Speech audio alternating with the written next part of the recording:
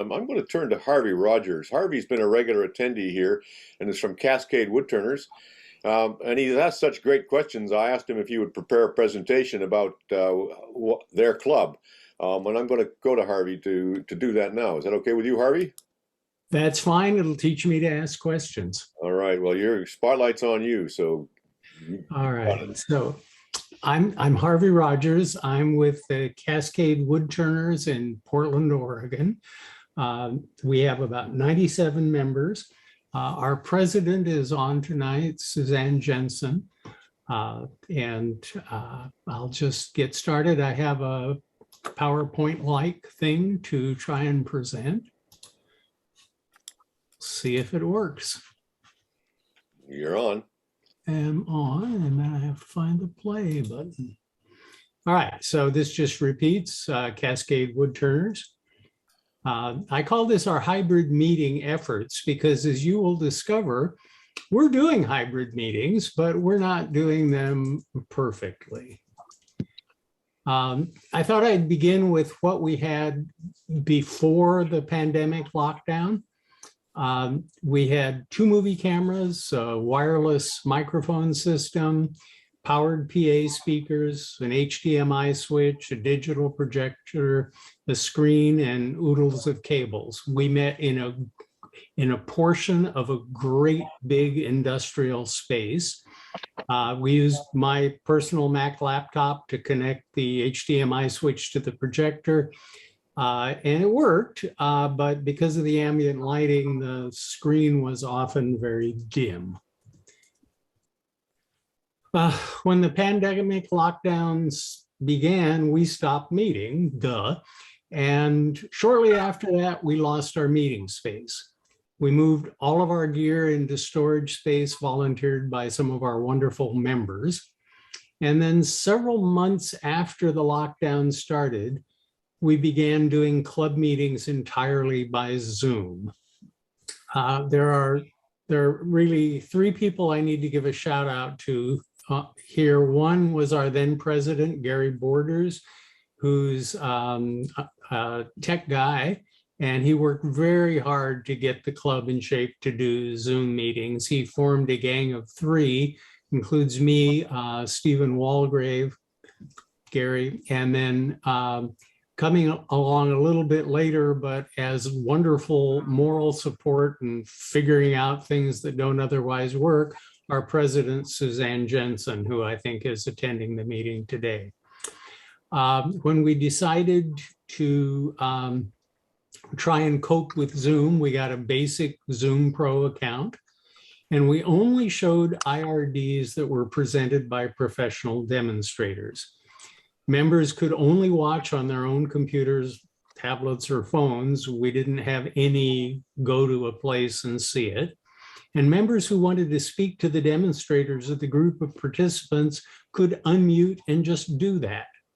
That had virtually no technical problems except teaching our members how to use Zoom. About the time we found a new place, which is a bit over a year ago, we decided to get set up to do hybrid meetings. We got a lot of advice from Alan Zenreich's videos and the info on lucidwoodturners.com. And we bought an ATEM Mini Pro, a pair of Rode wireless go-to mics, 255-inch LED TVs, a Windows laptop, and a bunch more cables. And to our dismay, we discovered that this was not plug and play equipment. So we began meeting in Gary's basement with the equipment to try and figure out how to plug this stuff together. When we finally got something that was working, our secretary and gang of 3 members, Stephen Walgrave, diagrammed it, refined it, and improved it. And that process is actually still ongoing. We discovered we could easily show an IRD that a demonstrator was presenting in Zoom to people who attended in person. So you could watch it at home on Zoom, or you could come to the meeting and you could watch it on our TVs. All we had to do is connect the laptop to the internet. We're in a facility now where we can connect with a very long Ethernet cable. We run the HDMI and we use the laptop to connect to the Zoom session. Run the HDMI cable out from the laptop to one of the TVs, run an audio line out to our powered PA system, fire up Zoom and join the presenter's Zoom presentation. That worked great.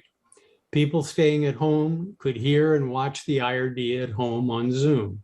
People attending the meeting in person could see the Zoom presentation on the TV and hear the Zoom presentation through the PA system.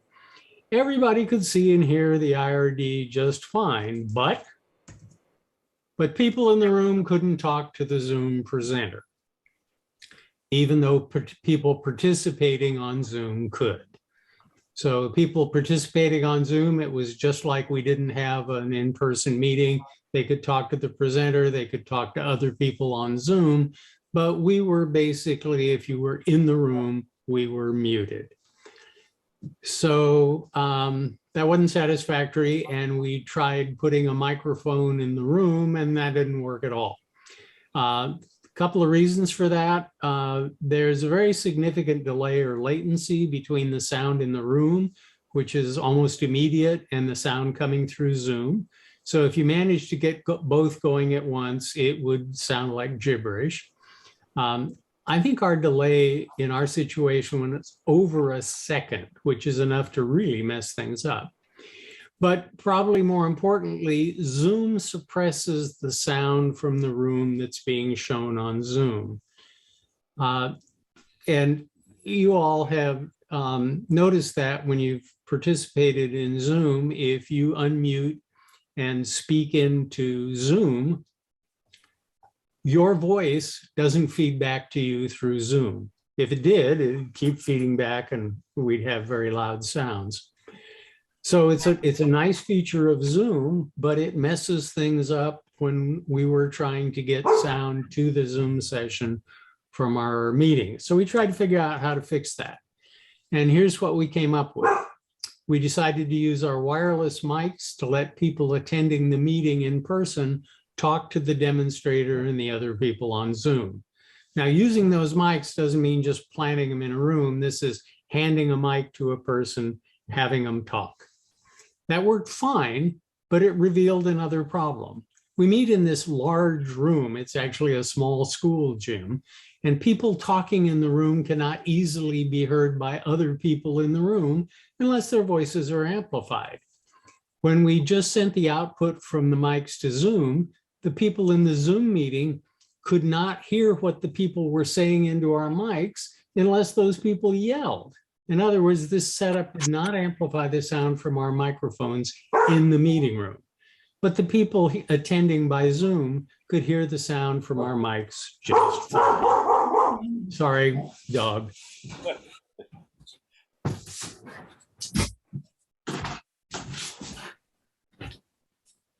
To let the people in the room hear what was being said into our mics, we needed to amplify the sound coming out of our mics in the meeting room. Otherwise, people in the room couldn't easily hear what people in the room were saying into the mics in the room, but people on Zoom could hear them just fine. That's kind of a silly circumstance, but it was quite true. Well, let me stop you right here to say that sure. This is a very common situation. What you're describing is many clubs have experienced this very same thing. That is comforting. So what we did to address that is we took the wire leading from our microphone receiver and we put it on a splitter. We sent one wire to Zoom, in our case through our ATEM Mini, but you could send it to the computer if that's what you were using to combine the signals for Zoom. And we sent the other line to our PA system. We used ordinary audio cables and a simple Y connector. We now use the PA system to amplify the sound from our microphones for the benefit of the people attending the meeting in person. Then we discovered, of course, that we weren't amplifying the Zoom sound for the people in the rooms. So we ended up buying a sound bar, hooking it up to one of the TVs, and used that to amplify the sound coming from the Zoom presentation so people in the room could hear it. One sound bar so far seems to be loud enough that it works just fine. In the process of doing all this, we discovered another problem we hadn't imagined would exist.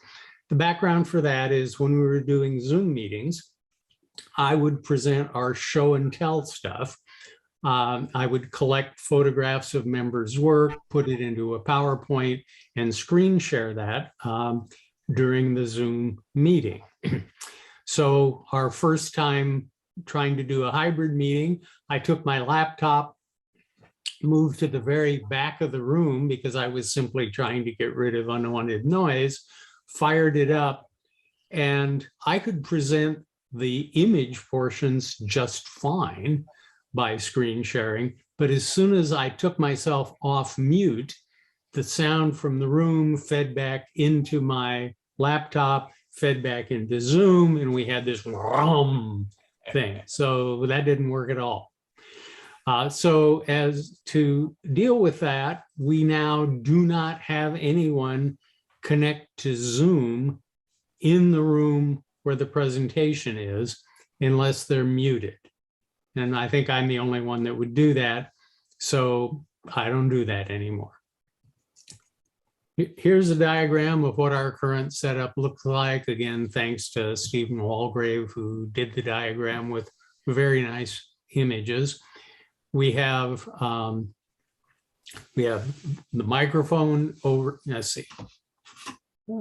I don't have a cursor. So upper left-hand corner, we have the microphones.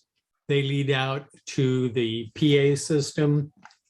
Lower left, the ATEM Mini in the middle. The ATEM Mini also collects the input from our cameras.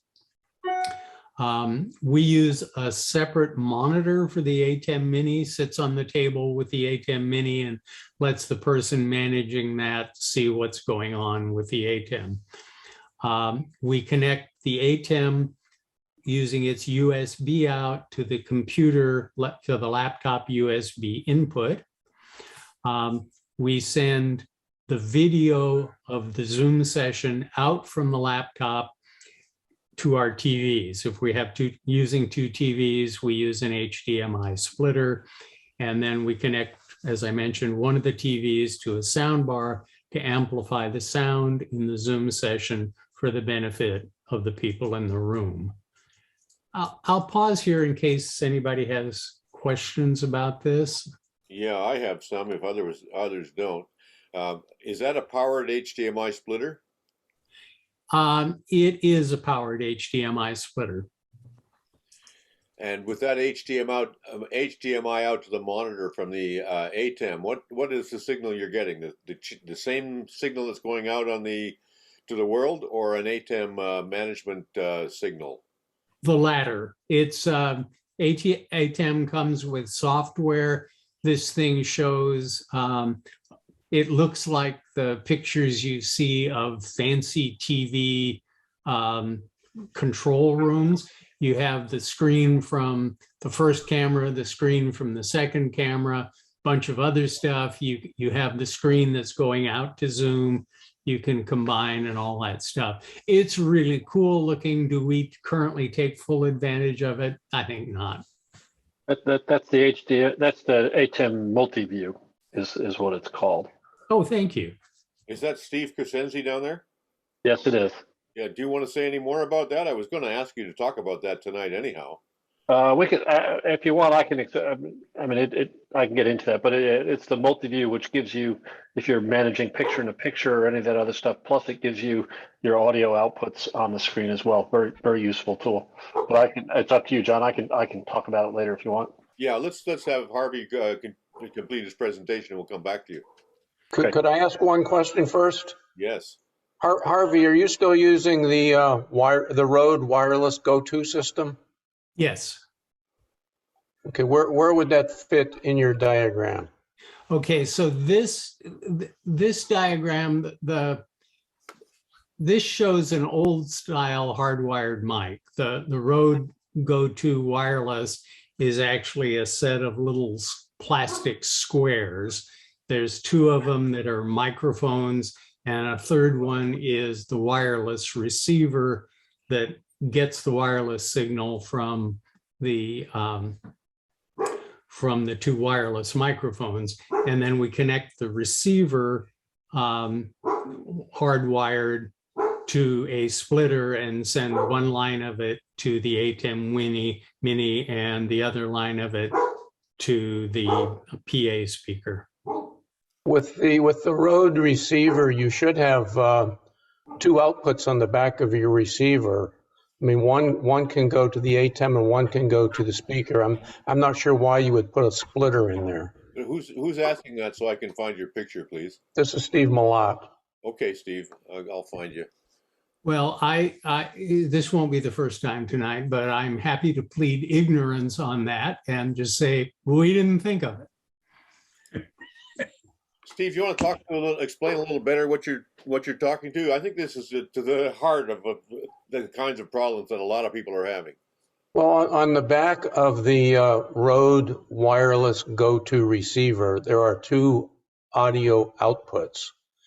And one of the audio outputs can either go into your, a lot of people feed it into the ATEM. And the other audio output can feed into, normally, you need something to combine it with your audio from the Zoom, and if you feed both of them into a mixer, and then you run the mixer to the speaker. But you should not need a splitter coming out of the Rode receiver, because there are already two outputs in the back of that receiver. So just for my own information, using the splitter, do we get a loss of signal strength or anything? The splitter is like a $3 device. Well, and I think anytime you add something in the line, there's always the potential for latency, or there's always the potential for a signal degradation. And if you've already got a splitter built into the Rode receiver, there's really no reason to put another splitter in the line. Great. Well, thank you for that. Well, now I have a Ceramonic system that's similar to the Rode. And I also have a Movo system, and they have the jacks are labeled headphone and line. Are they the same? No, John, that's above my pay grade. But basically, when you go into an amplifier, the amplifier has an assumed signal strength, and one of those two gives that. And the other is going into a set of headphones, which is a lower signal strength going into those headphones. Does that make sense? Yeah. So line is a stronger signal than headphone out on these devices. Yeah, and it's on the Rode. It's also adjustable. So, Now, Steve, which terminals are we talking about now? Are we talking about the same outputs off that device? All I know is there are two outputs, and one you can run right into the powered speaker, and the other one you can run right into the ATEM, or you can run it into a mixer. Normally, if you run it, the problem with running it into an ATEM is in the diagram here, you've got in-room system coming through two separate speakers. You've got the Zoom audio coming through your sound bar, and you've got the in-room audio coming through the speaker in the bottom left corner. And that's not a major problem if you don't mind having two separate speakers. If you want to consolidate all of the audio into one speaker, you can't run the in-room audio into the ATEM. You have to run it into a mixer, because you've got to mix it with the audio from Zoom. And you get the audio from Zoom from the laptop. So you combine those two in a mixer, and then you run the output from the mixer into your single speaker. You know, I'm thinking, do you know enough about this to prepare a slideshow for us that will try and teach us this for another session? Because I think this is where a lot of people are having a lot of trouble. Well, and everything I know, I learned from Alan Zenreich. So, I mean, that's this. Okay. I'm not a tech guru. Until 2 years ago, I couldn't even hook a laptop up to a TV with an HDMI cable. So, Well, me neither. So, Yeah, Harvey, I'd like to ask you a different kind of question, not as technical as what Steve was talking on. As a demonstrator, if I'm providing an IRD to your club, what do I see? What do you see? Well, Yes. If this is not an answer to your question, re-ask it. We start our meeting with the hybrid meetings. We start our meeting with our camera on and focused on our president, who opens the meeting and makes an announcement. We do the slideshow thing that I talked about. And we also show people bring work to the meeting and we have them talk about that. So all of that's coming through the camera and the Zoom presenter sees that. Then when it's time for the Zoom presenter to go, those come in two different flavors. Most of our recent ones have been pre-recorded IRDs where the presenter narrates them. So somebody will run that on screen share.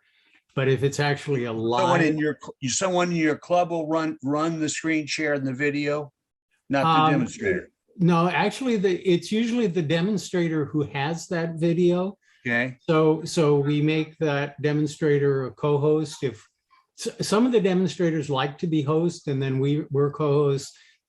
Sometimes we're the host, and we make the demonstrator a co-host. And then, in any event, the demonstrator will share their video and talk. If it's as he's doing that, can the demonstrator see the audience? That's the key question that I have. If we were to point our camera, I'm sorry, you said if you don't do that as a matter of course.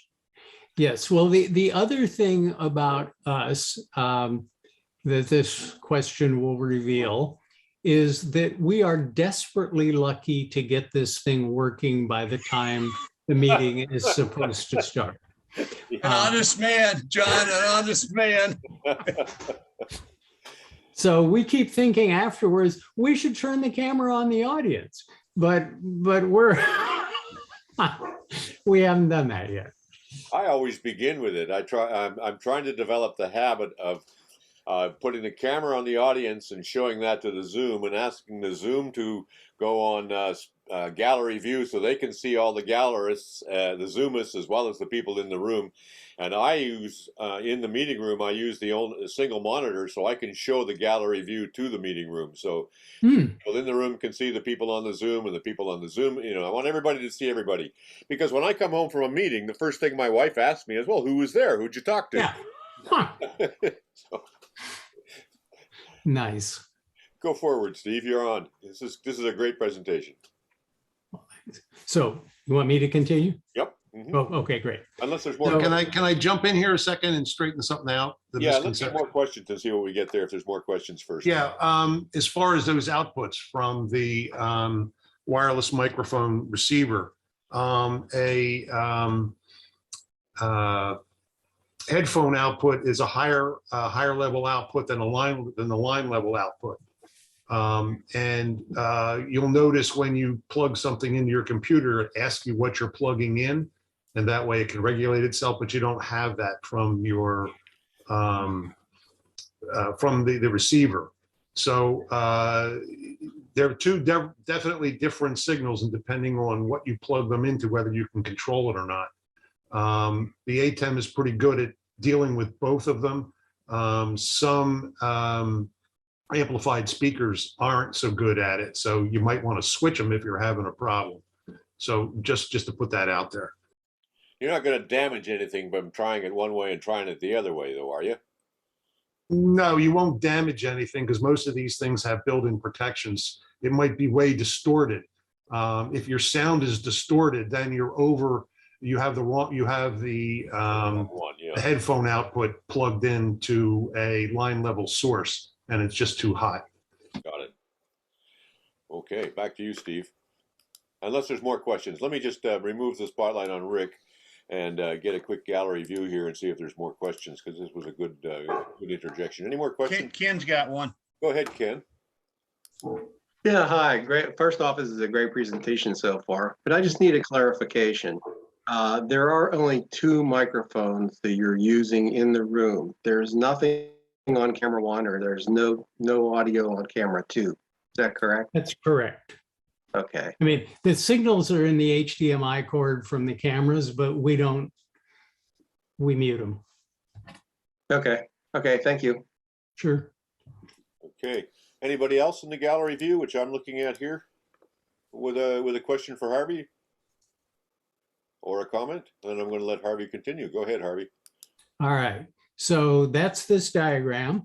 The next thing is kind of a summary and stuff we know we need to work on. The hybrid meetings we've had, there's been like 4, I think, and there's another one this week. They worked, but they've had glitches. We hope that the number of glitches is diminishing, but this complex system seems to have the ability to create glitches we haven't anticipated. So I imagine we'll be dealing with some more in the future. The things we know we need to work on, we need more time to set up and test before the meeting starts. We're in a former school facility that's now a child, like a daycare facility for children, and staff is around till 5:30. And our meetings have been starting at 6:30, and we can't get into the room or use it until 5:30. And we've opened up the Zoom channel at 6, which gives us a half an hour to get basic Zoom operating and another half an hour to get everything working. And that's just not really enough time to do it in a semi-professional fashion. And we have three TechPhilic people who help with all this and have helped put it together. But 2 meetings now, one of them has been rude enough to go on vacation. So it's just been 2 of us.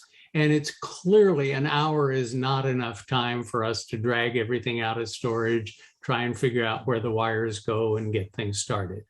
So we've delayed this next meeting this week. We've delayed the meeting a half an hour, give us more time. Next thing we're hoping to do is recruit some more people who are tech comfortable and have practiced using our system. So if somebody's sick or somebody's out of town, someone else can fill in and things will still work. There are a couple of questions up. I think those are raised hands for people who want to speak themselves. I'm looking at a full gallery here. Gretchen, are you with a question, or are you wanting to talk to something else? There's actually a comment on this slide here, which hasn't quite gotten to that point yet, but aiming to arrange a Zoom participant monitor to monitor the Zoom presentation. I wanted to share what our club does. I'm with the Tennessee Association of Woodturners in Nashville. We've been running hybrid meetings really since the very beginning, and have a setup pretty similar to what you've done, Harvey, except we did just upgrade to putting in an audio mixer too to resolve a lot of the audio problems that as we were discussing. So we now have both a video mixer and an audio mixer. But one of the things we have done to address the Zoom presentation screwing up is I run all the Zoom meetings for us. And I tend to have 2 laptops there, one that is actually presenting to the Zoom call and another one that I have actually set up as a monitor. And then that one as a monitor, as you said, has to be muted. So I just have a headset with microphone on it.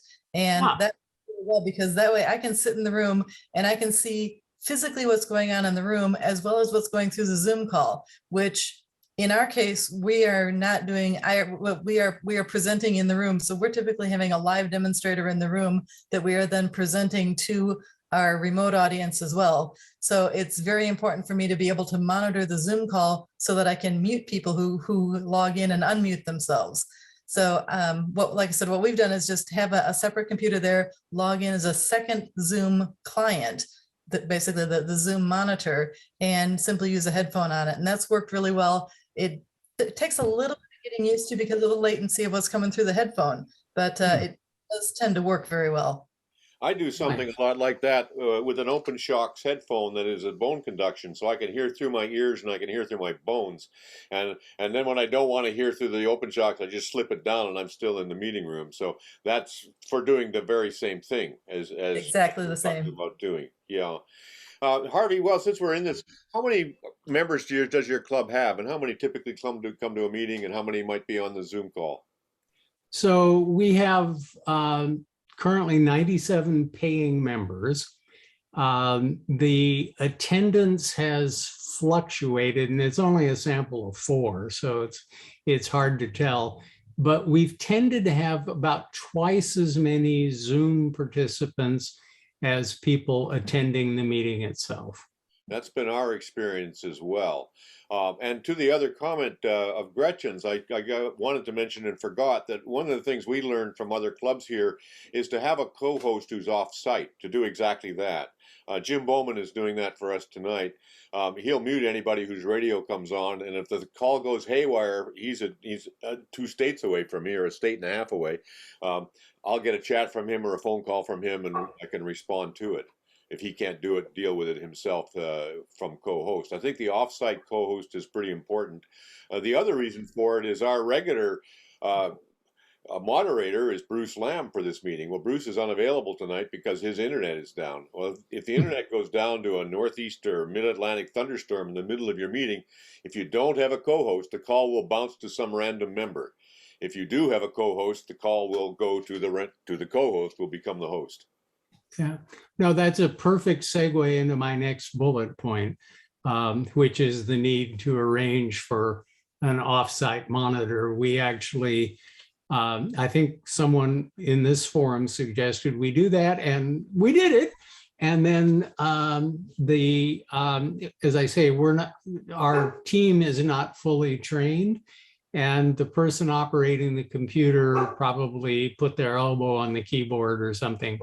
Anyway, we stopped transmitting the Zoom signal out to Zoom, but we had no clue in the room. We could still see it on the TVs. And so we were happily going along, but our outside monitor called me and said, just want you to know, you don't have a signal. So we were able to stop and figure out what went wrong and set it right. And that's very important, and we're going to be doing it in the future. Rick, did you have a question? Your hand's up. You're muted.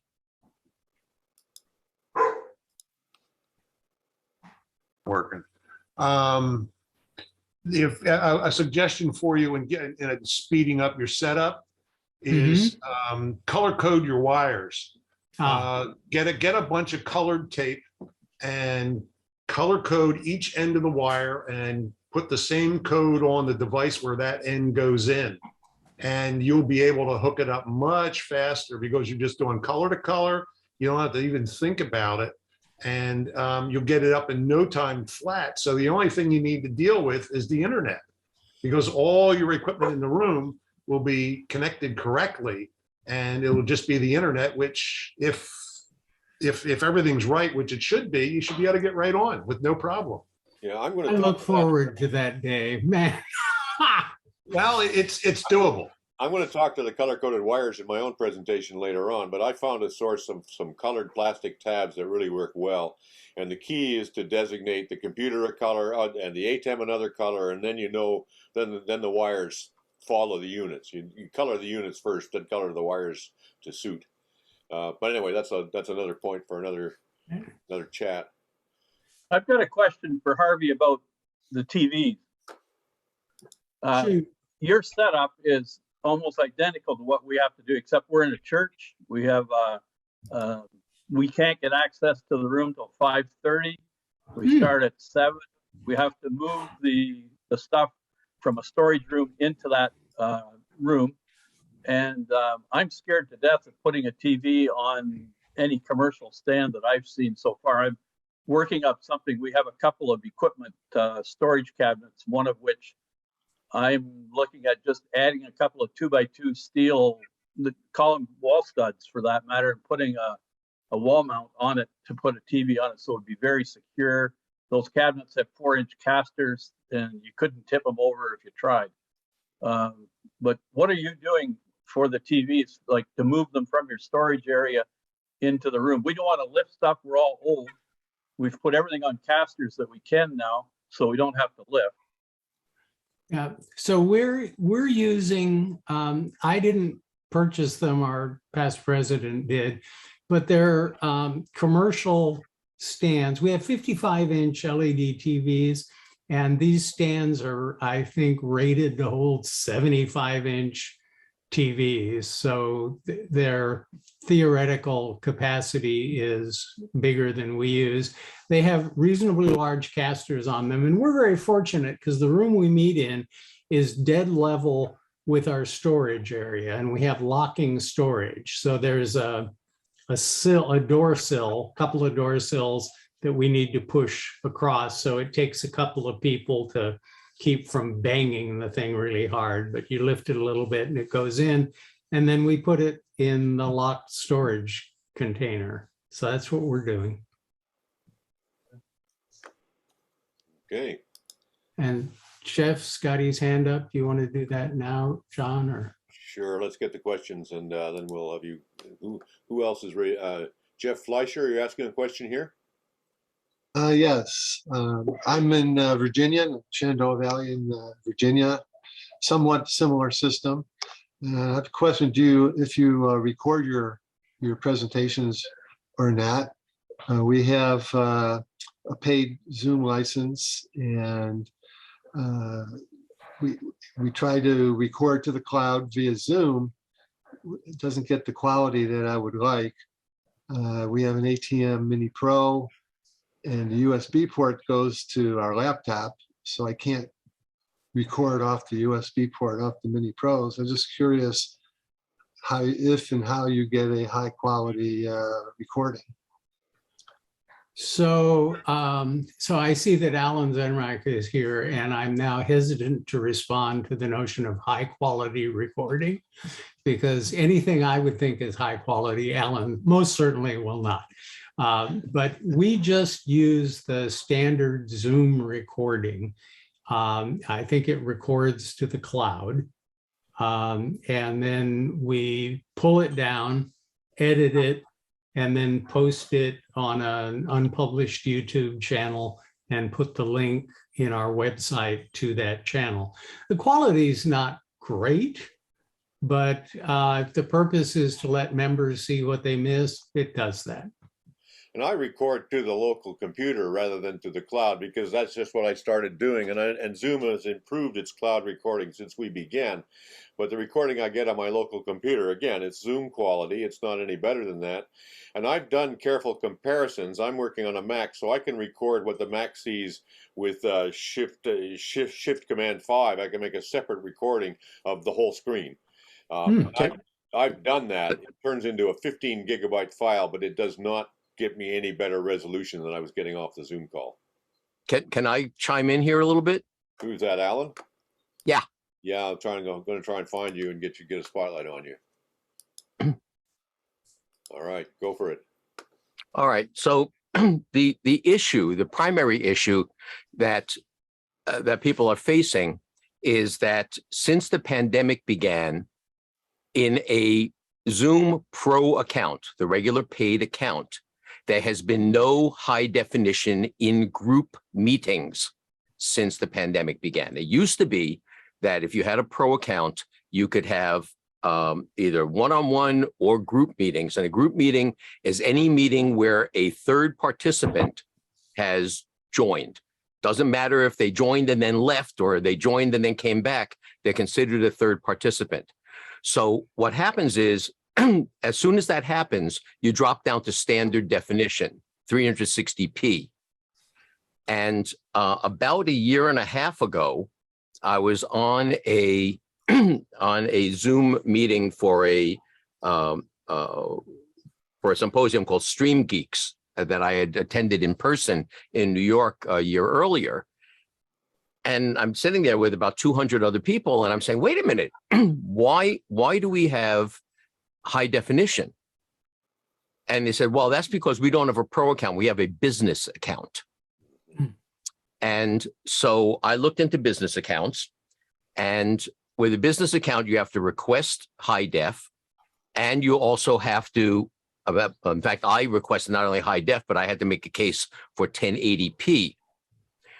And it turns out that a business account costs about $240 a year, as opposed to the $150 a year that a regular pro account costs, except you need a minimum of 10 licenses.